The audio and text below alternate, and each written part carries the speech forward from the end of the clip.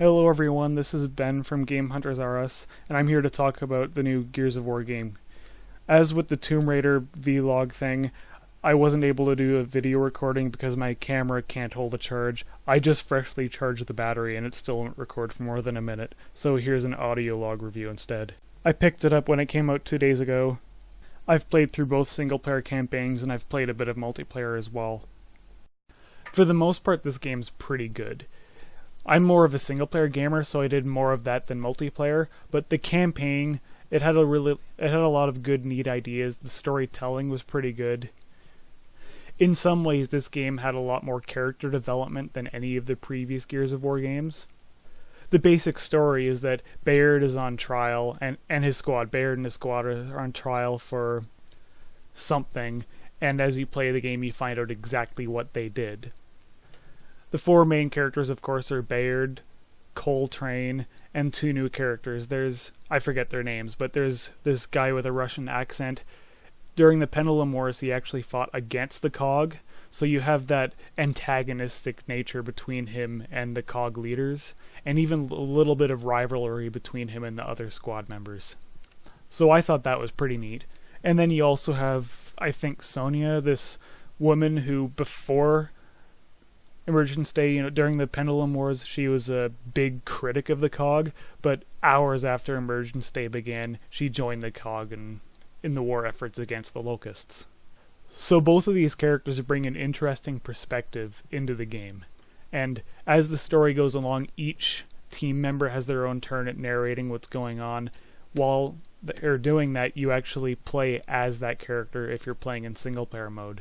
Again, I thought that was pretty neat. As for the story itself, though, it's even more bare bones than the first game.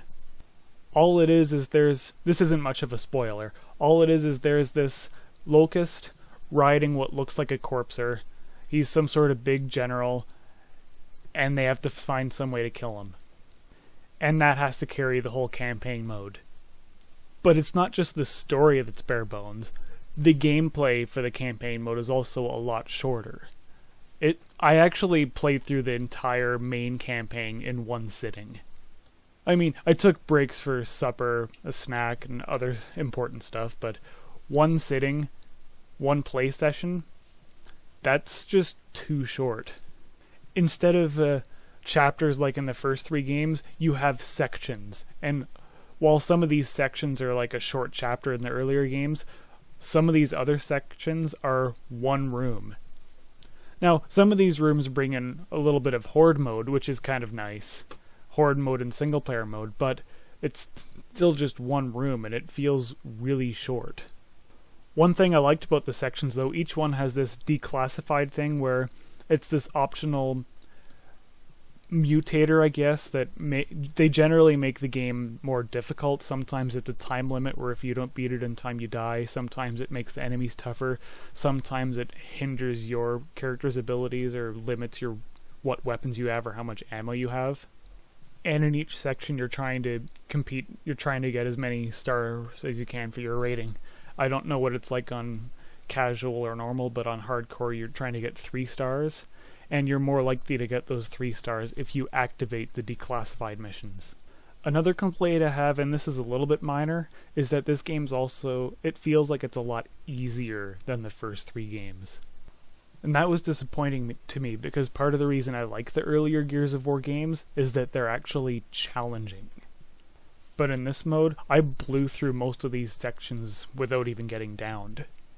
Half the time I wasn't even using cover, and I was playing on hardcore mode. It shouldn't be that easy, no matter how experienced a gamer is. But no, this game had some really neat ideas. The campaign mode is still fun.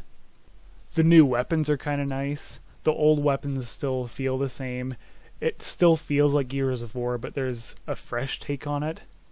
There's also the Aftermath campaign, which is this quick little thing, which is from Bayard and Cole's perspective, while they left to find allies during Gears of War 3. This chapter thing is less than an hour long, so it really doesn't add much to the overall campaign. Both of these together, it's still shorter than the first Gears of War. It's a fun game, but it's too short for $60. So how's the multiplayer mode? I played about 3 or so hours of multiplayer mode, and for the most part, it's fun. If you like Gears of War multiplayer mode, you'll enjoy this. That said, as with the single-player campaign, there isn't that much content here. There aren't as many multiplayer modes, and even the modes they have, there aren't as many maps for them. Overrun mode, I think, has only 4 maps. In fact, each mode has its own set of maps, and there's only 4 maps for each mode.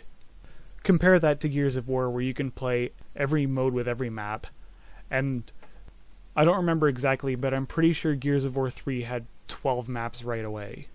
I know Gears of War 2 had 15 if you bought it brand new, 5 of which were from the original games and 10 of which were brand new. Another disappointing factor is that team versus modes, in the regular modes you could only play as human characters, whereas in the past it was always humans versus locusts. And there aren't as many human characters available as there were even in Gears of War 3 without any downloadable content. The one truly new feature for multiplayer in this was Overrun mode. And Overrun mode is a lot of fun. It's a combination of Horde mode and Beast mode. You have people on both teams, you have humans and locusts. The locusts are trying to destroy objectives as the humans are trying to defend them. And this really is the highlight of multiplayer in this game. The Overrun maps are huge. There are a lot of places that the humans can use to set up different traps or use these big mounted guns. But even then, there's not as much options as there was in Gears of War 3's Horde mode, where you can even set up the fixed guns, where you can set up the barriers, whereas in this mode, the barriers are already there. Although, at the same time, Overrun mode is class-based. You have the engineer, who's always Baird. He fixes the traps that aren't destroyed yet. He can lay out turret guns.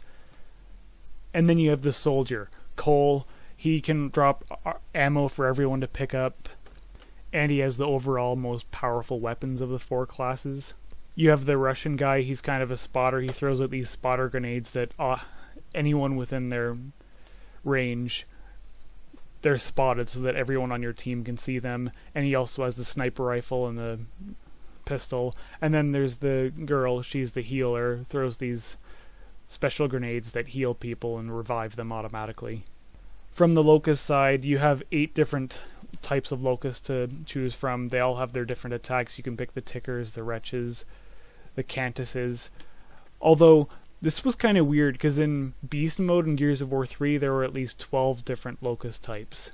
So I'm just wondering why they limited it to these 8 now.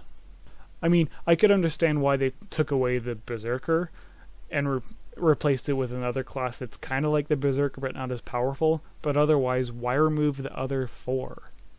Because these other 4 locust types would not have been overpowering. But yes, if you're a multiplayer gamer and you like the Gears of War franchise, at some point you should definitely check out Overrun mode. It really is the highlight of this game. So overall, Gears of War Judgement is pretty good, although I don't think there's enough content to justify its current price tag, unless you're going to play a lot of multiplayer. In a lot of ways, it feels more like it could have been a downloadable add-on for Gears of War 3 than a full game, save for the different control scheme, of course. And if you're only going to play it for the single-player campaign, I would actually recommend that you wait until a price drop. If you're still playing Gears of War 3's multiplayer, stick with that for now, and again, wait for a price drop. You're not getting that much new content or game modes, and you're actually going to lose out on a lot of existing options and content.